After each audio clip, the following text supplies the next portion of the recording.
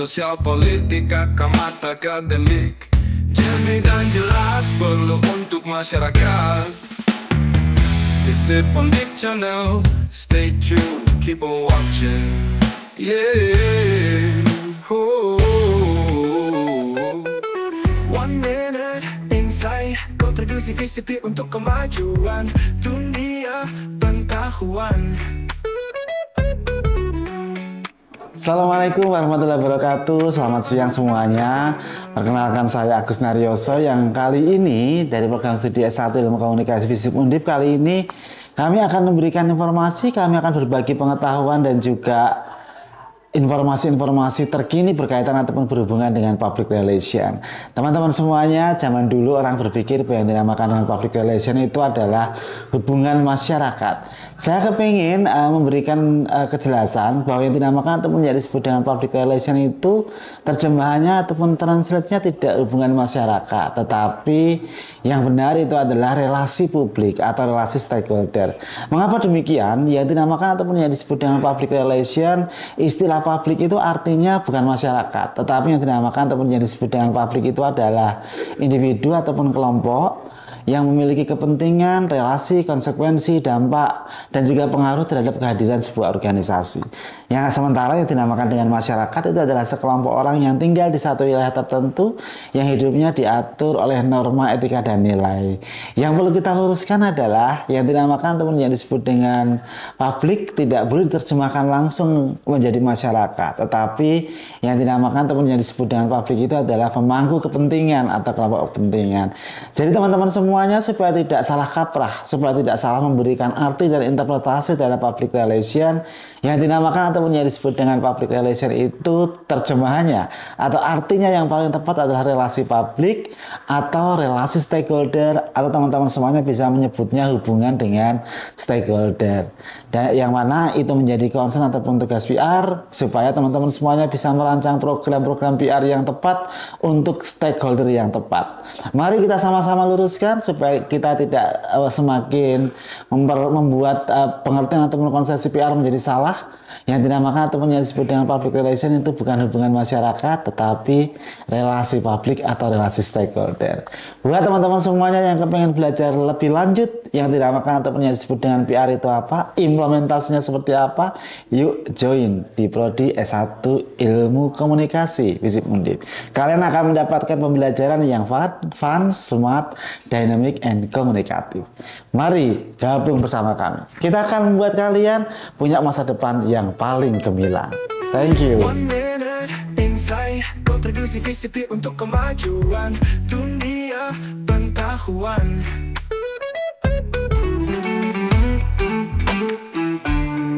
Kata pakar Visip Undip, inspiratif, informatif, inovatif. Jumpa lagi bersama saya Nuriatul Lailia dalam salah satu program di Visip Undip YouTube channel dalam segmen Kata Pakar. Nah, ini adalah program yang menghadirkan diskusi mendalam bersama para pakar dari Visip Undip dan tamunya untuk membahas fenomena-fenomena terkait yang sedang terjadi saat ini dalam perspektif ilmu sosial. Nah, edisi kali ini kita kedatangan tamu istimewa dari University of Parma, Dr. Valeria Paganiza, yang ahli di bidang pangan dan hukum. Sebagai orang biasa kita perlu tahu apa ya tentang pangan dan hukum. Nanti kita akan tanya-tanya. Halo, Valeria. Can I call you just Valeria? Yes, sure. Okay, very well. You look stunning today. How are you? Fine, thank you. What about you? Great. Great. I heard that this is your first time coming to Asia. Is it true? It is. How is it so far? I mean, like, just you flight like 30 around 20-something hours here in Asia, and Semarang is like the first city you are living in. How is it so Yes, far? I would say so because I left from Bologna in Italy. I landed in Istanbul and then took off to Jakarta. So 2 hours, then stop, then 11 hours, then Jakarta. I stayed there an overnight, and then I came here by train. Okay. So what it was like, actually, I didn't have any expectation or prejudice about Semarang, but also Jakarta, because it was my first time. So I hadn't even prejudice because I didn't know what to expect. Okay. So if you ask me what was my memories, I mean, of the trip, so the first thing was Jakarta airport. Because I landed and then I found this huge airport with a lot of bureaucracy. Yeah, true. But Okay. lots of helpful people. So anyone was telling me, okay, you should go there, you should go on the other side. So it's very, very, very nice. And then I was amazed by the traffic. The traffic. Yes. Well, indeed. Yeah. Yeah. What was it? Well, it was, it was 6 p.m., so there was lots of people. And then I was going to Jakarta, and the traffic was flowing, but people who were going out from the city were all stuck in the traffic. So a very important one. And then, the train was wonderful because I chose to go from Jakarta to Semarang by train. And I had this opportunity to see a little bit around, the landscape, the rural areas and so on. My first impression, colorful impression of Indonesia. Okay. And then when I arrived in Semarang, I was amazed by one thing, if I can say. Yes. Because, when you live in Jakarta, you find the platform which is at the same height or less of the train. While when I arrived in Semarang, the door opened, but there was nothing. Yeah. And so there were people pushing the stairs near the train, and I was not sure if it was the way. So I asked people, shall I go there? Yeah. And they told me, yeah, sure. So that was my first impression. Okay. And then if you want to say, to know what happened after, well, I'm still overwhelmed by everything. And It's we're nice. And we're having this celebration or independence. Yes. We've encountered several times that you've been enjoying some parts of our celebration with our independence. How was it? It was wonderful because, the feeling that me as a person coming from abroad has is of community, a sense of community, both in the city but also in the university. So I took part as a cheering person, to the university games, and it was wonderful because you could see all these people enjoying and meeting, so people from different faculties that met in that opportunity, that occasion, and then the games in the faculty that were very, very nice, the one for women, and very nice. And I had this great chance to join them because, coming from abroad, you can say, okay, I'm a little bit quiet. I'm not going to join because I don't want to seem to look too approachable. Yeah, let's say like that. But on the other hand, I was thinking, okay, this is the right way, actually. When you go anywhere, you should be involved in what is happening, right? And this is a way to make also community on my part. So that was wonderful, really. Okay. So thank you for that. You're welcome. And we are very happy to have you here. And what made you came here? I mean, what made you say yes to the invitation? What was it? Let's suppose that I'm asking you today. Yeah. Would you like to come 10 days to Italy at my university? Oh, obviously. Yeah, okay. That's the point. So, for nice. sure, the invitation came from FISIP, but the person who wrote me was Professor Ika Diswanti Putranti, who was my mate during PhD. So nice. We met in Ferrara 15 years ago. Wow. Then we kept contact. We never met in person again after the end of our PhD. And she wrote me this email, which was quite unexpected. Okay. And I told, yes, sure, I'm already there. You don't have even to wait for me because really I'm taking the first flight I can. Obviously, it was not exactly like that because until July we have exams in my university. So I had to wait for finishing them and then I could leave. And the same is for leaving Indonesia. I must be back because we will start with exams at the beginning of September. And then with the new terms, new year. Okay, very nice. 1 second, we got to hold for some moments because we're going to have break at the moment. And pemirsa, tadi baru saja kita masih ngobrol-ngobrol ringan ya tentang kenapa dia mau ke sini, kemudian bagaimana pendapatnya so far tentang Indonesia dan Semarang. Nah, kita akan tanya tentang expertnya Valeria tentang pangan dan hukum. So basically, you're as an expert in food and law. What do we need to know as common people, as a society, that we need to know about this, how this would affect our life in general? Well, you know, I am a food law scholar, but I'm also a practitioner. So I have two different opinions because as a practitioner, I would say the less you know, the better it is for me because I have more work to do, right? Yeah, but true. that's not the right answer actually because it's a little bit egoistic.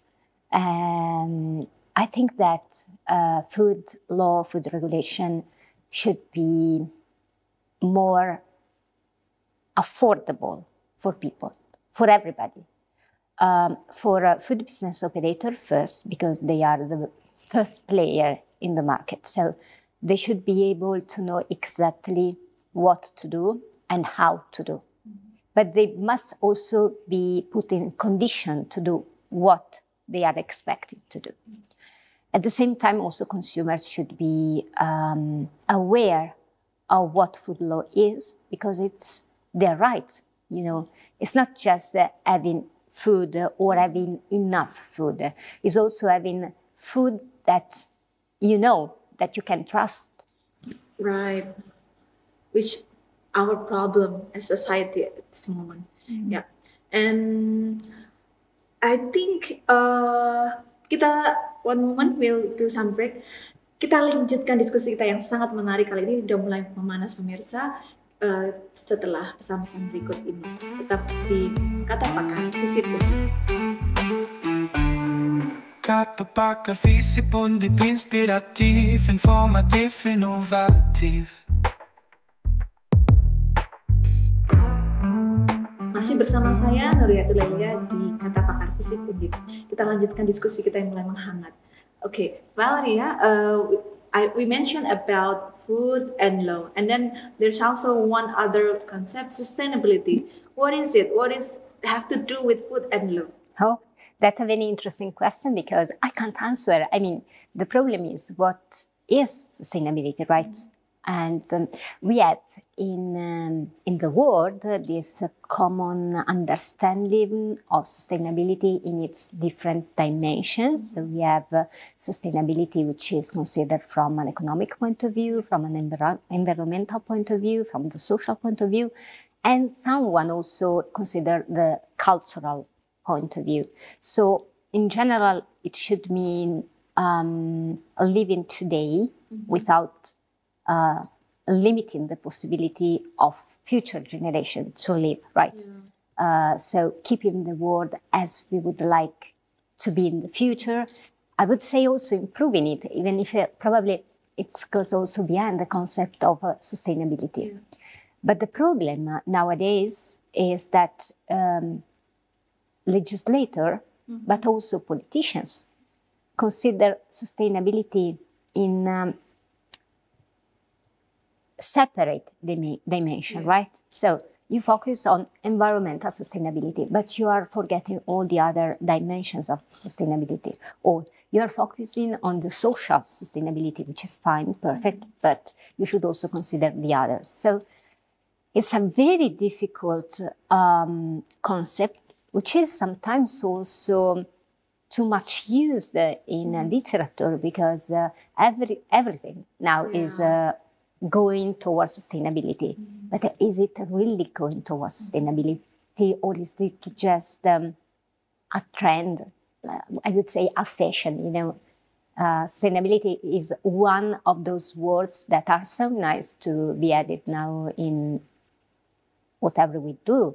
I mean, also companies, I deal with the sector of food, right? So food is at the basis of our lives. Yeah. But is it really sustainable? Sometimes I wonder because, okay, in Italy, but this is the same problem also in Indonesia. Yeah. In Indonesia, we have the problem of bottled water. So, is bottled water really sustainable? So, from an economic point of view, well, it depends. I mean, for the consumer, maybe it's not, because you are paying the bottle, you are paying the transport, you are paying, but before the cleaning, obviously, of the water. But in the European Union, usually tap water can be drunk. So you don't really have the need to buy plastic bottles of water. Personally, I must say that I don't like tap water because it has that smell and taste. No, the tap one. Ah, the tap smell one. of chlorine, yeah, I would guess. yeah. It smells sometimes a bit weird. Yes. Yeah. In Indonesia, the first thing they told me, don't drink tap water. True. Okay. Yeah. Because several reasons, right?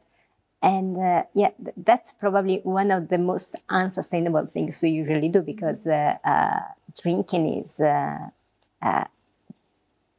most important part of our lives before even eating.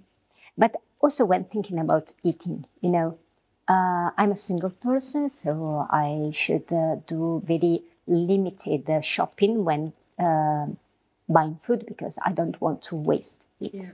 But sometimes I feel a little bit confused also with packaging. There is a pack inside another pack with useless pack. And in the European Union, sometimes you see also very weird thing, like an orange that has been peeled off and that is inside plastic. Yes. And why? Why are you doing that? I mean, it has a protection. It is its natural protection, right? Yeah. So let's keep it. Yeah. And this is, I mean, these are extreme things, but if you go along the whole food chain, you will find several points that could be managed about this. So I would say that food can still work. I mean, the food sector can still work on sustainability. We should, however, decide what is sustainability and how to measure it. Yeah. That's another problem. That's like one problem to another problem just from one concept of course. Yeah. Yes. Which then related to my next question about, like, in this sphere of global warming, we are facing to the situation where we are lacking the production of food around the globe. Yes. Which then related to sustainability too. I mean, like, what do you see as a practitioner and also as an expert and as an academia on this? What do you see that we can contribute individually as person to, I don't know, to mitigate or handle the situation, or like providing our own food, or how? Like, because we also work, we also do our daily life, which then holding us from providing our own food in that way. What do you think that we can do as individuals? Actually, lots of things, but they depend also on where you live. Because if I compare the situation of where I live, it's really different from Indonesia. Starting from the food, but also from other things. So food in Indonesia is very cheap. And there might be some reasons for this food to be cheap, right? So maybe there might be food safety controls which are not exactly present like in other countries. It might be an underpaid raw materials, which means that we should increase social sustainability because farmers need to survive, right? And there might be also the method of cooking, because there was a young guy here who told me, "Oh, we fried everything because it's cheaper." Well, not really. That's really true. I Okay. disagree on that. Yes. That's good. That's good. At least one thing which is positive. About these differences I can perceive. And what else? Well, we could also be careful when we make our shopping. Oh, yeah. So Considerable shopping. yeah, actually, I am on the extreme part because let's suppose that I'm going to have shopping on Saturday for the week. So I count on Monday, I will eat this thing. Okay. On Tuesday, I will eat this thing. On Wednesday, the other thing. So I count what I have to buy, and I bought this. My mother usually tells me, "But Valeria, you are crazy. You should at least have something more in your house because Yes. you never know, right?" Yes, exactly. That's what I also thought as a mother. And well, we need to have an extra for That's- everything. Yeah. Yeah. Well, but this depends also on where you live, because my parents, for instance, live in a very, very small village in the countryside, and the first supermarket is 16 kilometers far, while I live in a small town, but the supermarket is 20 meters from my home, Yeah. so I can just go and buy what I need. But there are also other things. Sometimes I go and have lunch with my colleagues or friends, and they took something and they leave half of the dish on the plate. And I always ask, why are you doing that? I mean, if you're not going to eat, you can take it at home, or before, you can avoid to order it, right? Yeah, yeah. That's another thing that maybe it's a very small one, but it makes a lot at the end of the day. Okay. Because there are very small things on food. And then there are other things on other aspects, for instance, walking. Okay. Walking is one of those things that in some countries could be very easy and could be sustainable, right? Because you don't use car, you don't use fuels, you don't make pollution. And you also avoid to make working on your car when it crashes. Okay. But in some countries, like this one, Yeah. it's not possible. I try to. I really try to. walk. Yes. Okay. Valeria, could you hold on our discussion at the moment? Sure. Because we're going to have one break and then we're going to carry on with the next session.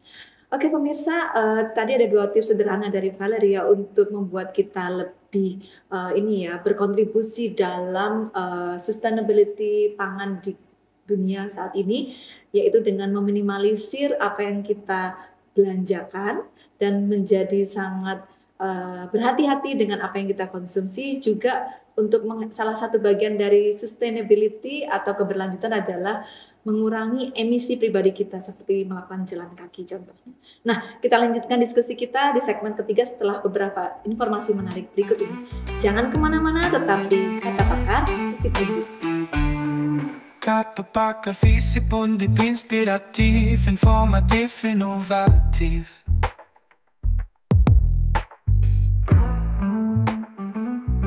Masih bersama saya Nuriatul Lailia di program Kata Pakar Visip Undip. Nah, kita lanjutkan diskusi kita kali ini di segmen yang ketiga. Okay, Valeria, I was trying to resume the tip that you gave by it was walking to reduce our waste, Yeah. and also considerate in consumption, right? Yes. And is there any one single last thing that you could suggest to people on how to try to do less consumption and provide also do the contribution on the sustainability? One single thing that we can do, which is simple and everyone can do that. Anything else? Or we can also talk on other topics? No. I was just thinking about what we is could there? do. I What do you mean, that planning is the first thing that should be done. Reducing is the second one. Yes. Reducing as it's possible, obviously. And trying to choose the right product. I mean, the most sustainable one. But again, there might be a problem depending on your income, right? Yeah, that's Because the thing. yeah, usually cheaper food, I don't know why, they are also the less sustainable. Ah, okay. Yeah. Yeah. I mean, let's suppose to have just some fruit. Okay. At least I can talk about the European Union, but I don't know exactly here because I haven't been able to make already a comparison between prices. Okay.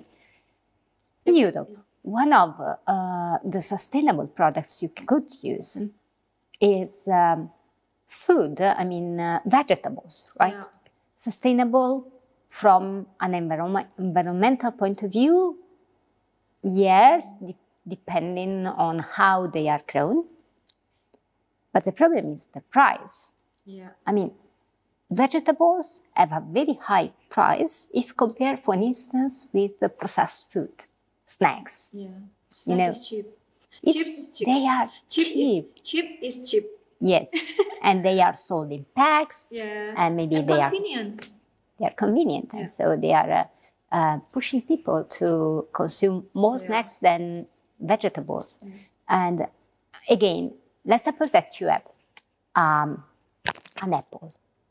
Apple, I have learned it also in Bahasa Indonesia. Yes. And it is produced with conventional farming. And then you have the organic apple. Yeah, that costs more. That costs more. Obviously. But it's more sustainable from an environmental point of view, social point of view. And the point is it economically sustainable? Again, it depends who are you considering, the consumer or the producer. Because maybe the farmer can have a little margin more than what it could have, she could have with the conventional one. But again, we should measure it. And the point is, at the end of the day, it's the consumer who is going to buy and consume it, right? And use it for her or his personal life. Okay. So, yeah, it's sort of a bit problematic decision to make, even if it's just on deciding which food to consume at some point. yeah, personally, I made another choice, which I know it's difficult, and it is being vegetarian. Ah, okay. So I avoid to consume meat and fish, just few eggs. Usually people ask me, but why you decided to do that? Well, I decided to do that because maybe I can try to live without killing animals, and maybe trying to have a lower impact on the environment. I try to, obviously, it's not the solution. You can tell me, oh, but you are killing plants. Yeah, I know that I'm killing plants. That's true. That's true. I cannot live just with air, so I should find something. But that's my choice. I cannot obviously compel people to follow the same choice. If I have friends, everybody is going to eat whatever he or she wish. True. Okay. And can you give us example? I mean, on that kinds of situation and context, can you give us an example of country with regulation that you think they're doing their best in regulation on food and providing their country needs and etc. I mean, like at this time, I've heard one time that some countries preserve their own food stocks in times of the global warming, such as these times. Okay. There are several questions actually inside this this one, because on the one hand, I could tell you about the European Union, but not the current European Union. I would like to talk to you about the European Union we had until a few years ago, because the European Union, but first the European Community and first the European Economic Community were very focused on ensuring first food security and then food safety. Then they tried to shift to sustainability for several reasons. I must say that until a few years ago, the path was a very good one. There were a few regulations that were very clear. Yes, we worked on them for several years and probably also their implementation was the right means to understand how they could work, right? But in the last years, I feel that also the European Union is becoming more bureaucratic. Too many provisions, too difficult to be understood, too difficult to be applied. And this is also for sustainability. Probably you have heard about the deforestation regulation, which is affecting also Indonesia, unfortunately.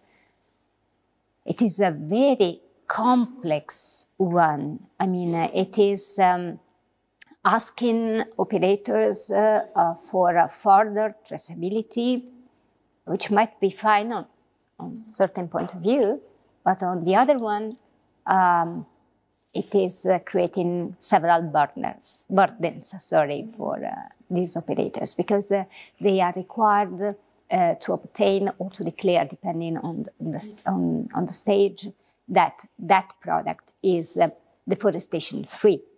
But this means having the perfect idea of where and how that product was produced. So you should have also, the land parcel where that single product was grown. And it's very difficult. I mean, try to imagine Indonesian farmers producing cocoa, tea, coffee, palm oil, and wishing to sell it to the European Union. Would it be possible? I think it would be very, very difficult. Yeah. And so I can say, we are doing lots of things to reach sustainability, right? Yeah. There was this Green Deal, which was quite an utopia, I would say. Yeah. But whenever you build a policy and a strategy, and then also provisions or laws, well, you must be careful, because those provisions must be implemented. So you must be sure that people are able to follow them. Yes. You cannot just say, okay, tomorrow no poverty will exist in this world. Yes, okay, that's good. But how can we do that? You can tell me, okay, everybody is going to, I don't know, I'm just joking, right? To give 100 euros to the state, and the state is going to redistribute it. But you should before check what is happening, who is involved, if they could afford it, and so on. And the same is for very complex things like sustainability, deforestation, due diligence, and many others. Another example, plastic reduction. We have these provisions in the European Union about plastic reduction, which can be sometimes helpful, meaning that they have been thought to be applied, but sometimes they are just a way to show that the European Union is doing something. Maybe a very stupid thing. I don't know if you know, again, bottle of waters and other drinks. You know, the cap. The cap. Yes, you cannot retouch. There is a new law of, for the industry for like letting the cap tangle in the bottle. Yes.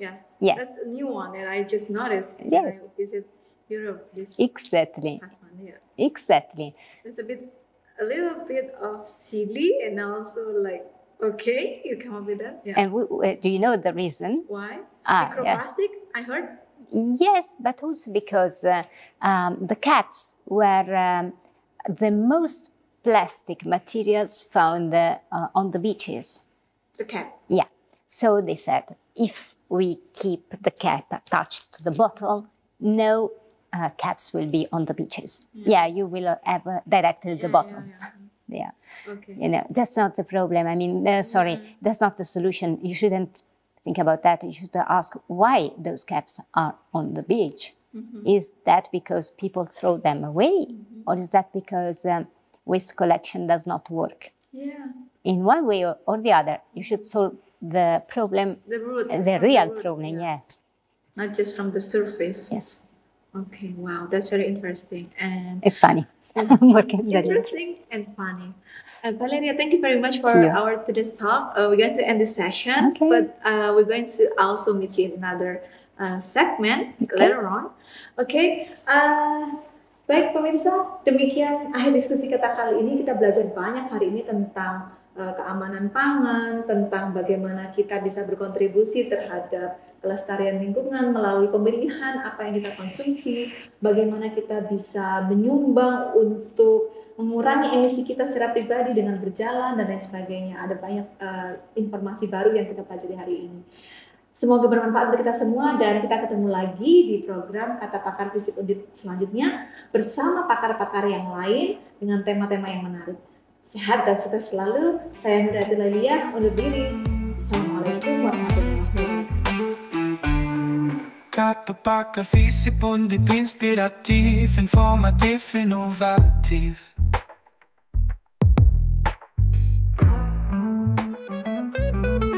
One minute insight, kontribusi FISIP untuk kemajuan dunia pengetahuan. Halo, salam jumpa. Saya Lucia Astrika, SIP MSI, sebagai dosen dari Departemen Politik dan Ilmu Pemerintahan, Fakultas Ilmu Sosial dan Ilmu Politik, Universitas Diponegoro Semarang. Dan kali ini saya ingin menyampaikan sesuatu hal tentang banyaknya hal tentang keprihatinan dalam elektoral. Banyak anak muda masa sekarang yang bersikap apatis terhadap politik, terutamanya terhadap pemilu. Banyak yang tidak menggunakan hak pilihnya dengan berbagai alasan yang tidak krusial. Alasan ketiduran, malas ke TPS, jadwal coblosan yang terlalu pagi, dan lain sebagainya. Kebanyakan dari mereka adalah pemilih pemula, yakni mereka yang baru pertama kali menggunakan hak pilihnya. Apatisnya mereka menjadi keprihatinan yang mendalam dalam dunia elektoral. Keprihatinan yang kedua adalah banyaknya kaum difabel yang juga belum memperoleh kesempatan yang sama untuk menggunakan hak pilihnya. Padahal mereka dijamin dalam Undang-Undang Nomor 8 Tahun 2016 di dalam pasal 13 tentang penyandang disabilitas. Harusnya ada jaminan untuk memperjuangkan hak-hak dan jaminan untuk memperjuangkan hak untuk disabilitas itu melalui partisipasi aktif sebagai pemilih dan menjadi representasi di parlemen dalam ajang elektoral. Tidak hanya menyiapkan sarana dan prasarana, tetapi juga menempatkan mereka sebagai warga negara Indonesia yang memiliki hak-hak yang sama dengan lainnya. Yang perlu diingat, pemilih pemula dan kaum disabilitas bukan kendaraan politik, bukan juga alat. Mereka adalah agen politik yang sama dengan kita, memiliki hak yang sama, dan juga berperan aktif di dalam pemilu serta elektoral. Baik, salam pemerintahan. Sekian dari saya. Sampai jumpa. One minute insight, kontribusi FISIP untuk kemajuan dunia pengetahuan. Kata Pakar FISIP Undip, inspirativ, informativ, innovativ.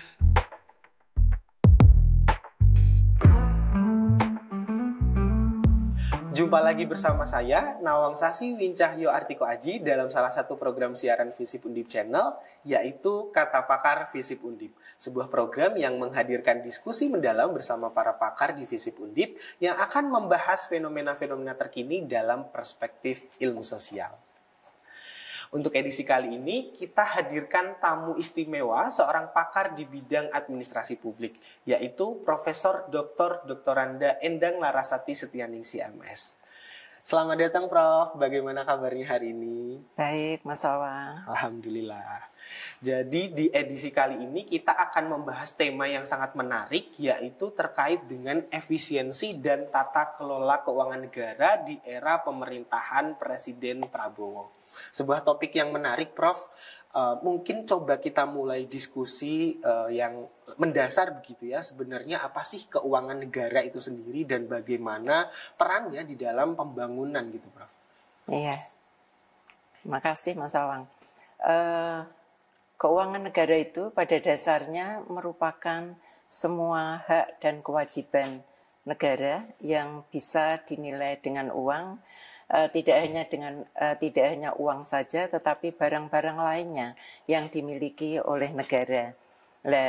Negara di dalam mengelola barang dan segala uang skala dan aset-aset itu mengalami satu pentahapan tertentu. Kalau zaman dulu itu ada 5 tahunan, terus operasional tahunan, begitu. Keuangan negara yang kita angkat mungkin pagi ini berkaitan dengan keuangan yang tahunan begitu. Jadi 1 tahun fiskal, 1 tahun anggaran yang di sana dimuat ada sisi penerimaan, revenue dan expenditure. Dan revenue itu memuat hak-hak dari pemerintah berkaitan dengan keuangannya, seperti hak untuk menarik pajak dan retribusi. Mas Awang bayar pajak enggak? Alhamdulillah. Ya. Terus hak untuk mencetak uang dalam kondisi darurat, hak untuk mengeluarkan uang, dan hak negara untuk melakukan hutang. Hutang itu bisa hutang keluar, bisa hutang ke dalam negeri dari tabungan-tabungan masyarakat. Terus di sisi expenditure itu merupakan cerminan kewajiban pemerintah dalam memenuhi kebutuhan-kebutuhan warganya, membayar gaji, atau mungkin membiayai kebutuhan-kebutuhan rutin. Terus membiayai kebijakan-kebijakan negara yang misalnya untuk mengatasi kemiskinan, mengangkat harkat masyarakatnya dengan beasiswa, dengan subsidi-subsidi sosial, atau dengan makan bergizi gratis misalnya, itu di cover di expenditure dan merupakan kewajiban negara untuk memenuhi kebutuhan dasar masyarakatnya. Selain itu juga fungsi pelayanan kepada masyarakat serta fungsi pertumbuhan, pembangunan, fungsi stabilisasi, dan melakukan fungsi-fungsi pemerataan distribusi untuk semua warga masyarakatnya. Jadi balance gitu. Jadi di sisi revenue itu memuat hak-hak negara, dan di sisi expenditure itu mencerminkan kewajiban-kewajiban negara kepada warganya. Antara lain seperti itu. Oke, berarti jadi keuangan negara ini memiliki peran strategis yang sangat seharusnya memiliki pengaruh begitu ya, terkait dengan apa yang kemudian dikerjakan oleh pemerintah gitu, Prof. Nah, mungkin bisa dijelaskan, Prof, bagaimana kemudian masyarakat umum itu seharusnya bisa mengetahui dan memahami gitu terkait dengan keuangan negara, khususnya bagi generasi muda begitu ya, bahwa keuangan negara ini tidak hanya bicara terkait dengan uang gitu, tetapi juga sebagai instrumen kebijakan gitu, Prof.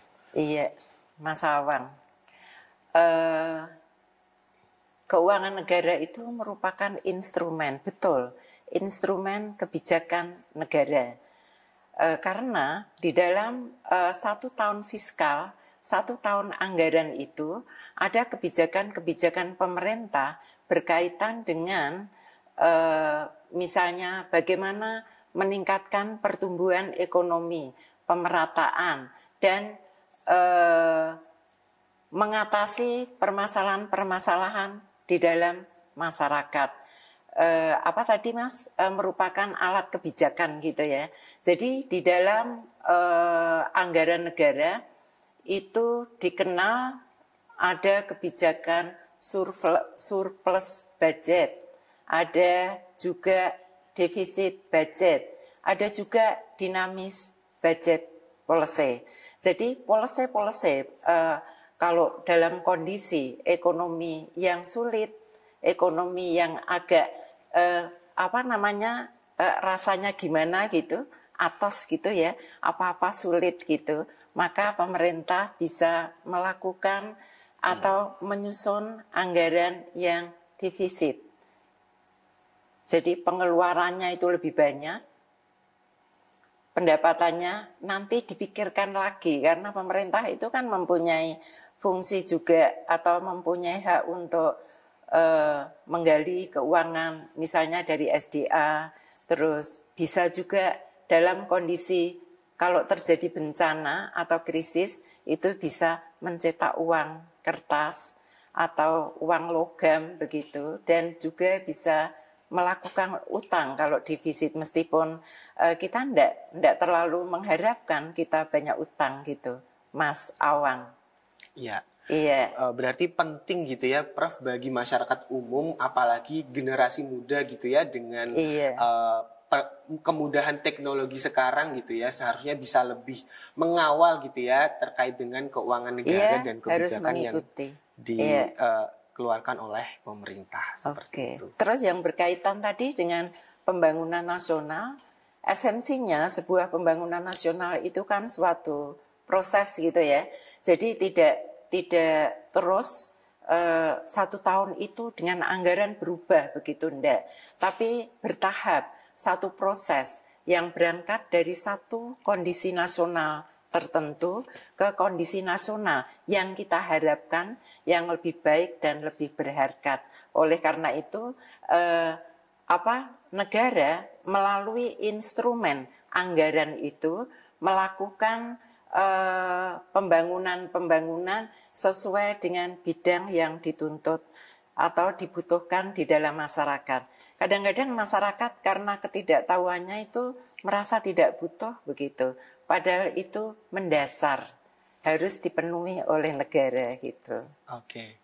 Menarik Prof, nanti kita lanjutkan diskusi kita di segmen kedua begitu ya, setelah beberapa informasi menarik berikut ini. Jangan kemana-mana, tetap di Kata Pakar Visip.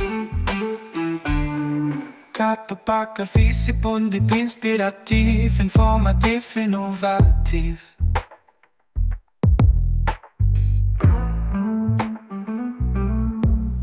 Masih bersama saya di program Kata Pakar Visip Undip. Kita lanjutkan diskusi kita di segmen kedua kali ini. Prof, kenapa kemudian di era pemerintahan Presiden Prabowo saat ini begitu ya, efisiensi ini menjadi isu utama gitu, Prof? Iya, Mas Awang. Itu sekarang kan kita dihadapkan kepada tantangan-tantangan fiskal yang luar biasa gitu ya, yang berbeda dari periode-periode sebelumnya. Terus kita juga dihadapkan pada beban hutang negara.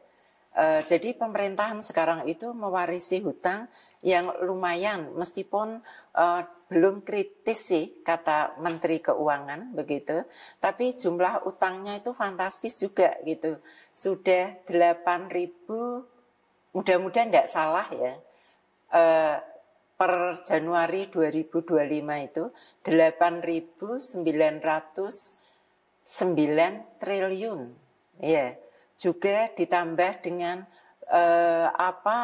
SBN, surat berharga negara, yang totalnya itu 7.800-an triliun begitu. Oleh karena itu kalau berbasic itu kita mesti harus efisiensi gitu. Dan efisiensi itu dituntut juga untuk keberlangsungan negara dalam melakukan proses pembangunan nasional. Tapi sebelum ke proses pembangunan, kita kan harus memenuhi dulu kebutuhan-kebutuhan yang mendasar untuk mencapai stabilitas, menciptakan stabilitas.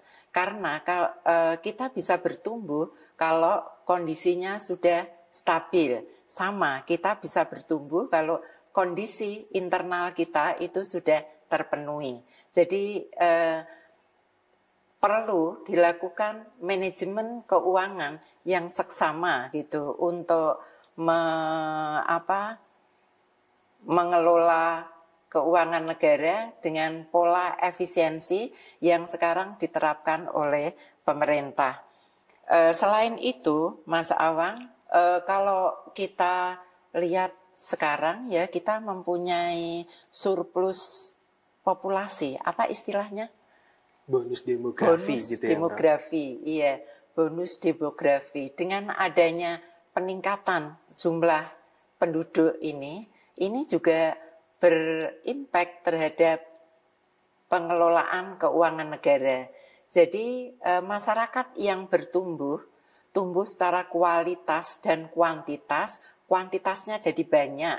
Kalau sebelumnya itu memenuhi mungkin hanya 100 juta, tapi sekarang kita sudah 280 jutaan begitu ya. Itu dari sisi kuantitasnya.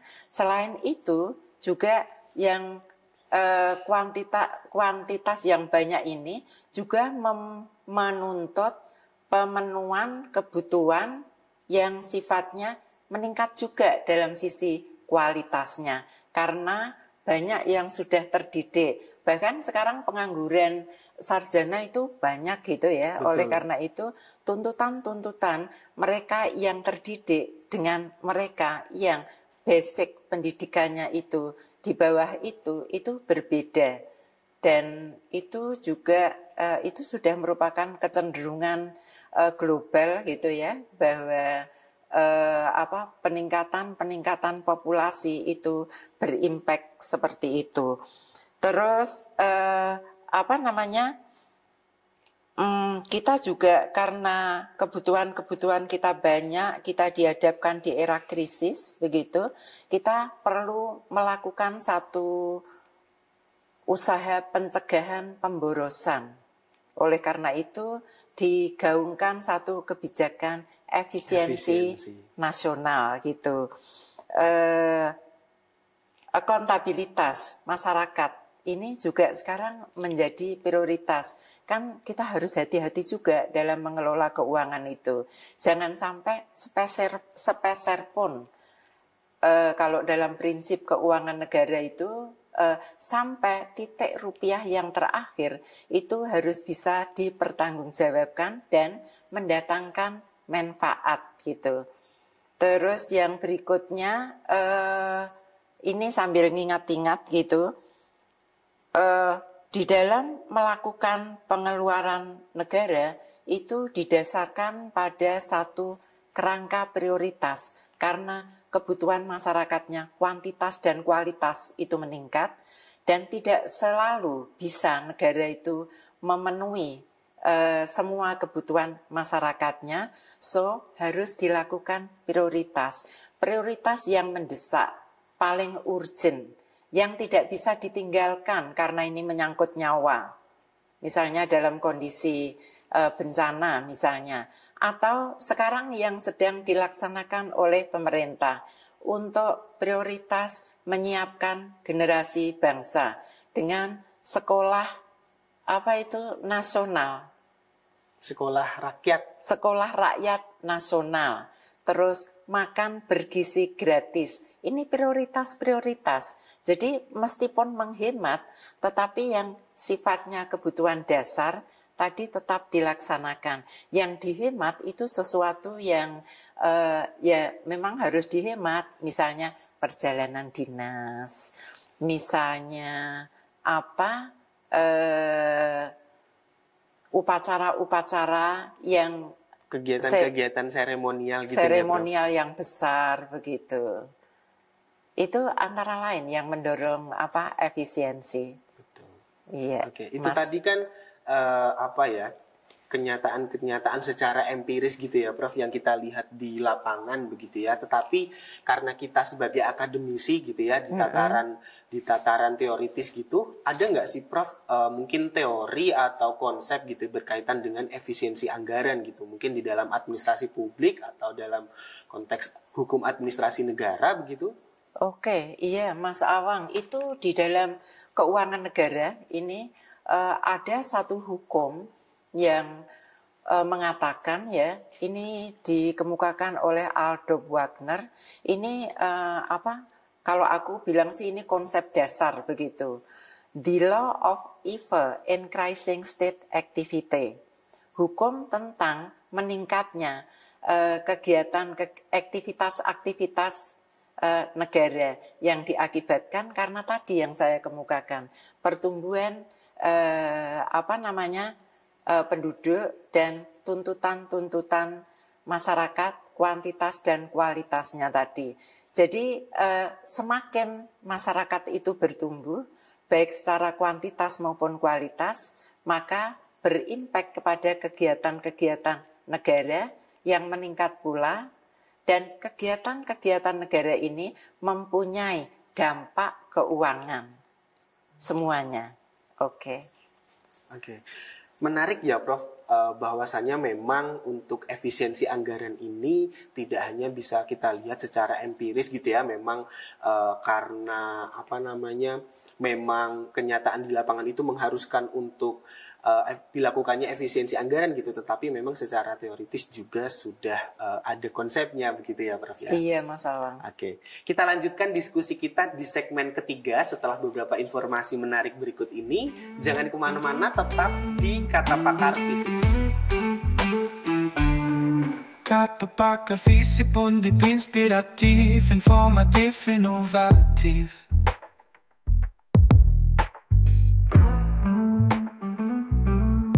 Kembali lagi bersama saya di program Kata Pakar Fisip Undip. Kita lanjutkan diskusi kita di segmen ketiga kali ini. Oke Prof, tadi kita sudah banyak bicara terkait dengan konsep, penerapannya gitu ya Prof. Saya pengen tahu Prof, faktor utama apa sih yang kemudian harus dilakukan oleh pemerintah gitu ya, supaya program efisiensi anggaran ini dapat terwujud dengan baik gitu Prof. Oke. Mas Awang, jadi faktornya yang menentukan itu komitmen pemerintah, komitmen pemimpin yang strong leader begitu. Dan kebetulan kita mempunyai figur yang sangat strong begitu. Oleh karena itu, saya sih melihat ya bahwa efisiensi ini karena komitmen pemerintahnya itu juga kuat, ini dilaksanakan dengan ya menurut saya itu sangat bagus gitu, dari pusat sampai ke daerah. Jadi sekarang misalnya ASN atau penyelenggara negara itu izin ke luar negeri itu tetap dibolehkan, tetapi benar-benar untuk sesuatu yang urgent, dan itu tidak boleh banyak-banyak gitu. Dan ini juga berdampak juga terhadap Undip kemarin. Kita mau jalan ke luar negeri untuk melakukan suatu riset atau diskusi atau MOU dengan pihak-pihak mitra, tetapi juga itu terpilih prioritas sangat-sangat ketat begitu, dan hanya dibatasi kalau zaman sebelum efisiensi itu bisa berangkat berombongan, tapi sekarang paling 2-3 orang begitu yang diizinkan. Dan alhamdulillah ini penyelenggara negaranya juga patuh, dan saya sangat optimis bahwa program efisiensi di bawah komitmen strong leader presiden kita itu akan sukses dan bisa mengantarkan kepada negara kita dalam masa depan yang lebih baik gitu. Harapannya program efisiensi anggaran ini dapat dijalankan dengan baik dan maksimal gitu ya Prof, supaya tujuan yang ingin dicapai pun juga dapat tercapai dengan baik dan juga maksimal gitu ya Prof. Iya, pastinya. Oke. Ada banyak sekali wawasan yang kemudian kita dapatkan Prof dari diskusi kita hari ini. Untuk mengakhiri sesi pertemuan kita Prof, mungkin ada closing statement atau refleksi gitu untuk teman-teman yang menonton hari ini gitu. Oke, iya. Sedikit saja untuk para Gen Z. Gen Z. Bener ya? Mas Betul. Awang itu termasuk Gen Z ya? Bener enggak? Betul. Oke, iya. Saya hanya ingin berpesan bahwa saya berharap generasi yang sekarang itu bijak dan cerdas dalam mengelola keuangan. Usahakan menabung, jangan boros, investasi kalau bisa, jangan utang. Terus satu lagi apa yang sangat krusial itu merubah gaya hidup. Atau kalau tidak berubah ya memanage gaya hidup gitu. Itu Mas Awang.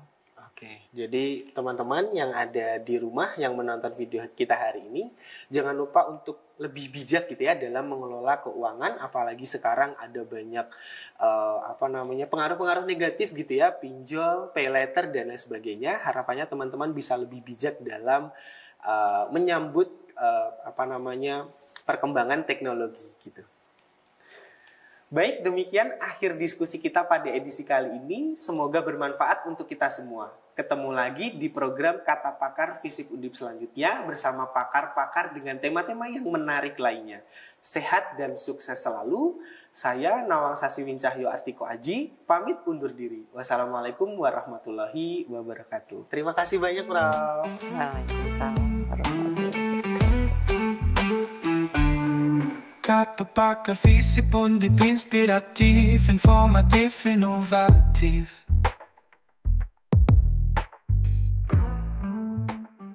Isu sosial politik, akamat akademik, jernih dan jelas perlu untuk masyarakat. FISIP Undip Channel, stay tuned, keep on watching. Yeah.